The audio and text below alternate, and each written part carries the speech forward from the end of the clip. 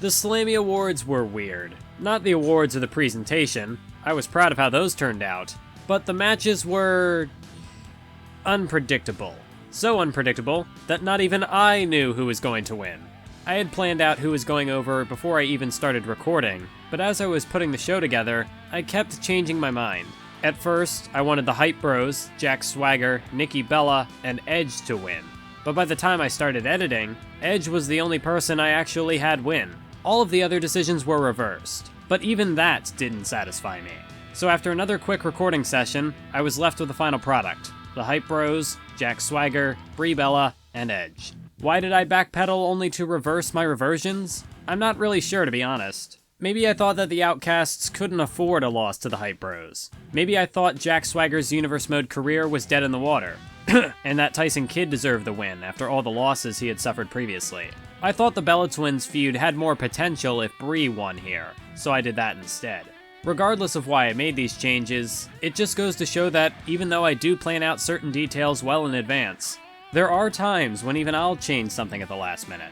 Oh, did I also mention that the club's appearance was a last-minute idea? Edge would have won the match, settled his differences with Christian, and the show would have ended on a much happier note. Instead, Gallows and Anderson arrived and retired them. How's that for a cruel twist of fate? Speaking of Edge and Christian, let's talk about how their match at the Slammy Awards almost didn't happen. For those of you who don't remember, after numerous failed attempts at capturing the world title from Dolph Ziggler and Ryback, Edge and Christian had a falling out that culminated in a match at Battleground. Christian won, and Edge disappeared. This propelled Christian to another world title match at Survivor Series, a match that he would ultimately lose. Then Christian vanished until his surprise return at Roadblock. What you didn't know was that I originally had plans to end their rivalry at WrestleMania instead of the Slammy Awards. The match would have played out just like the one they had at the Slammys, only once it was over, the two would have retired together on their own terms. The reason why I decided against this in the first place was that it seemed pointless. These two were off TV for months, and I wanted to bring them back for a one-off fight before retiring them for good. They might have had a lengthy history with each other, but a few weeks of build-up would not have justified a spot on this card. On that note, why did I need to add another match to what was already going to be a huge WrestleMania? By the time the Royal Rumble rolled around, I knew that I had to cut something from the Mania card, and this was the easiest solution.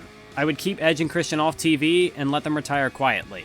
Then a few months passed, and WrestleMania was on the horizon. Dolph Ziggler was set to defend his title against Cesaro, but the former had been so busy with Shawn Michaels that their feud didn't have much behind it, which was especially concerning since they were closing the show. I needed to focus heavily on it in that last month, but I didn't have any credible opponents left to put them over. Everyone else was preparing for their own Mania matches. So what could I do? Have them beat a few jobbers? That's not personal or engaging enough. And then it hit me. I could bring back Christian and have him bury the hatchet with Ziggler at Cesaro's expense. Then I could have Edge join Cesaro and resume his feud with Christian.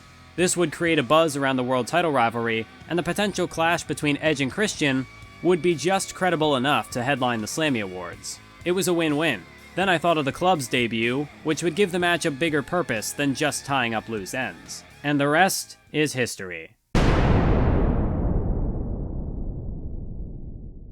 When it comes to plans that I've dropped, there are generally three different varieties. Decent ideas that just wouldn't work at a given place or time, overly complicated ideas that didn't have enough thought behind them, and stupid ideas that completely missed the point of everything.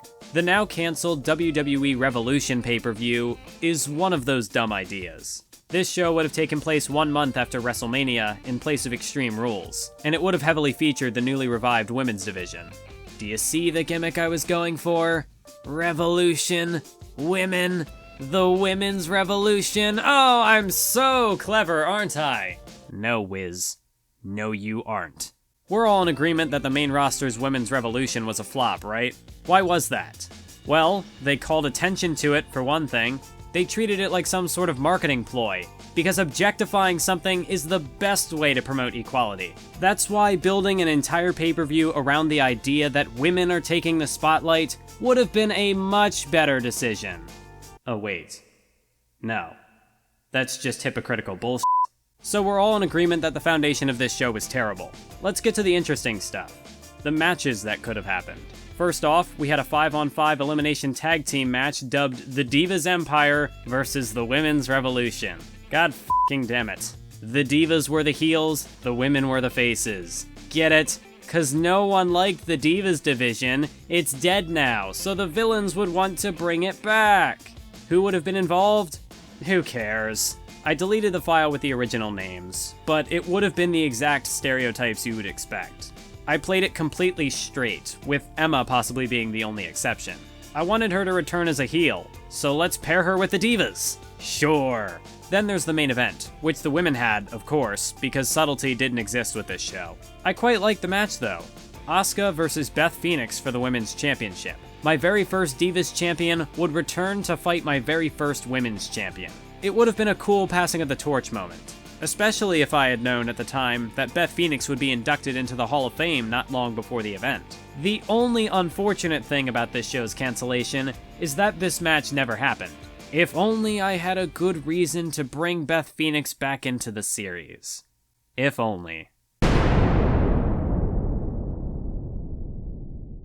Most of what I've presented in this series so far has had some sort of plan behind it, but the final entry in today's video is one of a few bizarre ideas concocted during one of my stream of consciousness booking sessions. You knew this was coming based on the thumbnail, but at one point, I considered making a match between Brock Lesnar and Ronda Rousey. What? Not just a match, What? but a WWE title match. What? In the main event of WWE 2K16's Survivor Series. What? Now, I'm sure that this matchup would have filled the special attraction role well. What? The mere concept of it is so ridiculous that someone was bound to watch it just to see what could possibly happen. What? Okay, we get the point. A woman challenging for the top prize in the industry is an interesting idea in and of itself, but a red-hot Ronda Rousey would have escalated the scale of such an encounter even further. I knew the idea was crazy, but was it crazy enough to work? In the hands of an Attitude-era Vince McMahon? Perhaps. In my series, though? You're kidding. There are more than a few good reasons why this match never saw the light of day. Number 1, Ronda Rousey isn't a WWE superstar. She would have taken the main event away from Kevin Owens, Titus O'Neil, or anyone else who could have benefited from the opportunity. Number 2, there was no longevity in such a storyline. I would have had no idea how to book her as a champion beyond that one fight, and if she lost, well, what was the point then? It wouldn't make Brock look strong, as she isn't even a wrestler, and if it couldn't do that, it was just a waste of time. Number 3, the stakes were too damn high. This was nothing more than an attraction. It should have either stayed in the undercard, or at most main evented a C-level pay-per-view like Battleground or Fastlane. There shouldn't have been any titles involved, let alone the WWE title. But most importantly, number 4, I knew absolutely nothing about Ronda Rousey. She was in the UFC, she was good, that's all I got. If I can't tell you anything about her personality or fighting style, I have no business putting her in my universe mode at all, and that's why I didn't. You'd think that this rejected experiment would have taught me a thing or two about booking, and thus prevented me from repeating the same mistake, but you'd be wrong. Oh, so very wrong. But I'll get back to that. Eventually. Thanks for watching. As always, if you have any suggestions for future topics or ideas on how I can improve the series, be sure to let me know in the comments below. Until next time, keep on YouTubing.